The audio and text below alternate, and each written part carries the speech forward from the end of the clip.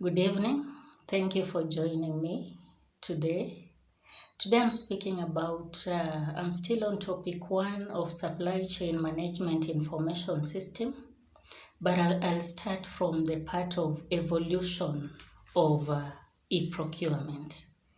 Where did e-procurement start? How did it evolve? So we had, initially we were using the manual system somewhere in the 60s up to 70s. Before EDI came in, we were using the manual system. And because all of us understand the challenges we had with the manual system, a lot of paperwork, a lot of work, transaction costs were very high, staff-related costs, problems with the documents kept on paper. Sometimes you could not even trace them. So all those disadvantages brought in the evolution of electronic procurement. Electronic procurement was to come and replace the manual systems and try to cancel all those challenges associated with them. So EDI was the first system to come into place. EDI is electronic data interchange, and we looked at it in details last time, so I may not look at it so much.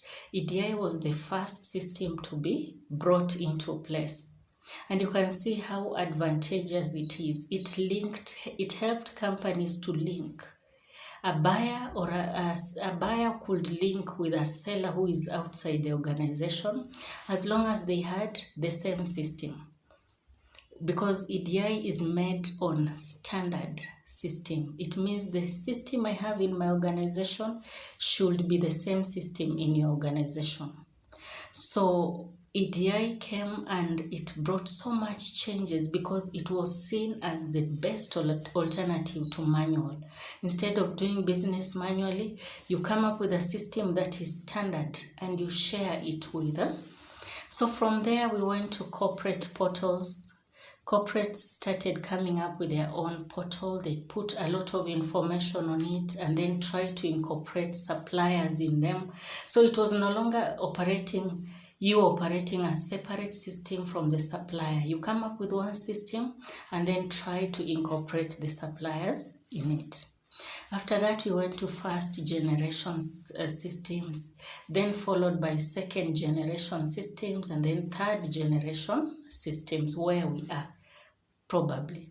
So it means supply chain system is not one system which came in. After the manual system, people started coming up with systems and then improving on the same systems with time to make one system better than the previous one.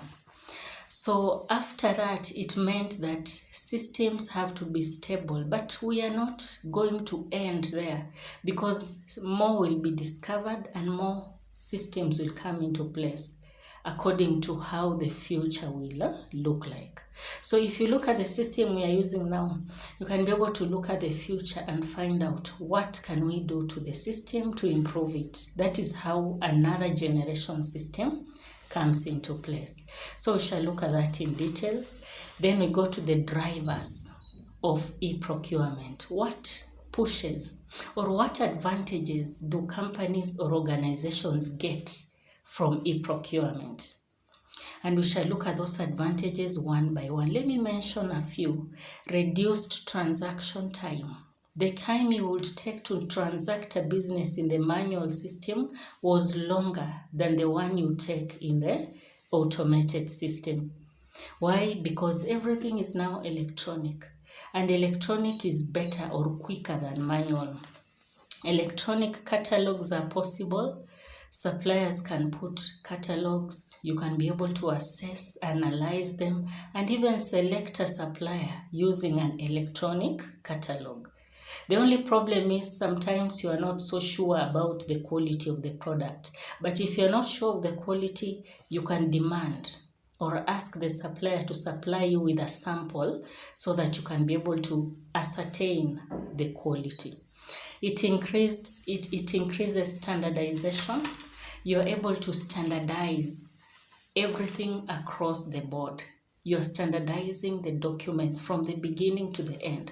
So if you tell a supplier, I need an order, exactly, they know whatever you need. They can be able to fill in the information you need and send it to you. So it makes standardization to be possible.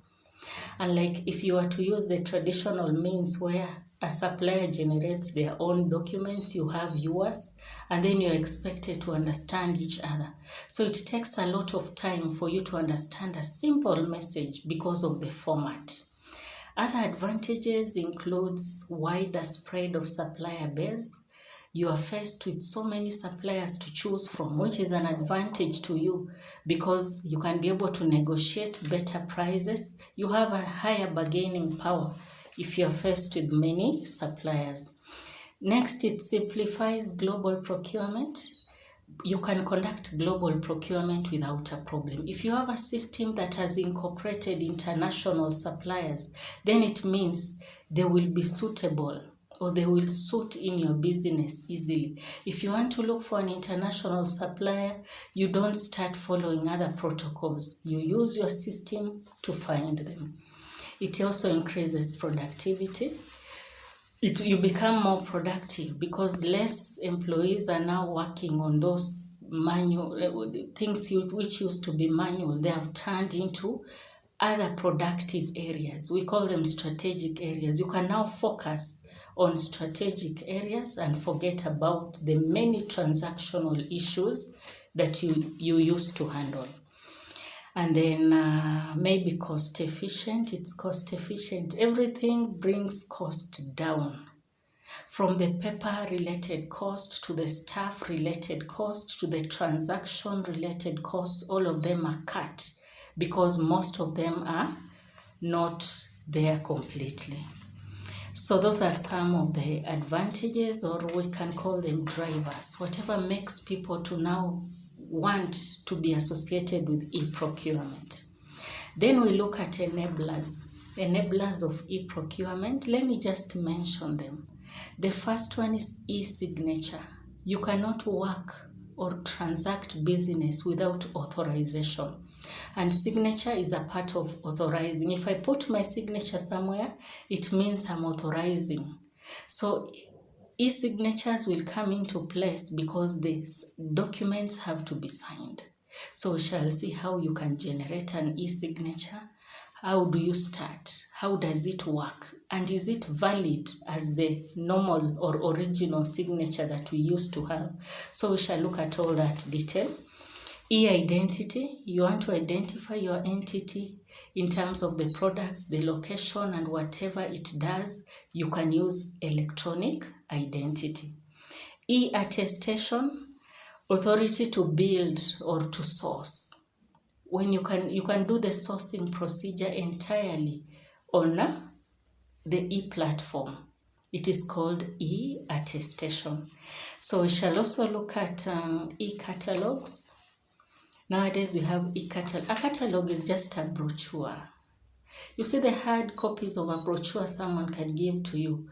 If you convert the same and put it online, then that becomes an electronic catalog. So it serves the same purpose. It has the name of the items, the prices of the items, the quantity of the items that a company produces. So that catalog can be put electronic so that it is easier to access. You can imagine accessing a catalog. It takes you a lot of time trying to analyze, trying to look at it. But if you have it online, then it makes the difference. And then we come and look at a very important aspect called e-archiving. Remember, we are still looking at enablers. What will enable e-procurement to work? E-archiving, archives. I hope you've ever heard of the word archives. Archiving is keeping information in the longer period of time. And I can want to separate archiving from storage. Archiving is not storage. Storage, you can store information and change it. Archiving means you are not expected to change that information. So at most times, we will archive information for 6 years according to the government law. And then after that, decide, are you continuing to keep it or you will discard it. So that is the period required. So if you need anything that happened in the period of 6 years from now behind, you can be able to find it in the archives. But after 6 years, it becomes tricky because you are not sure if it is still there. So archiving is a very wide concept. We shall look at it and see exactly how does it go, which information do you archive, for how long, how do you categorize items to be archived. If I need to retrieve information, how will I go about it? All that is part of e-archiving. So after that, we shall finish with the last part of that area is benefits of e-procurement. So we look at benefits, things like cost reduction, streamlining the entire procurement process, improve contract compliance, increase spend by management. People trust procurement if it is electronic than if it is manual. And then other benefits include elimination of paperwork. You have very less paperwork. Time reduction between need recognition and fulfillment of the need. You reduce the time, the lead time, we call it lead time is reduced. Reduction in errors. That one cannot be overstated. Errors are very minimal with an electronic system compared with a manual system. And then lower overhead costs. We shall elaborate and see so much about that. So by the time we get to the benefits of e-procurement, we will be done with topic 1 of supply chain management information system. So from there, we can now look at least 1 or 2 questions to be able to be sure you can answer a question regarding the introduction part. As much as it's not just introduction, it has gone so much, you should be able to at least answer a question on any of the areas we have handled. So I will welcome you to our class on Wednesday evening, 6 to 8 p.m. so that we can elaborate more on these areas. We can understand more on the areas I've just mentioned. I've mentioned the major sub-areas or subtopics that I shall be handling come that time. So thank you and welcome to the class.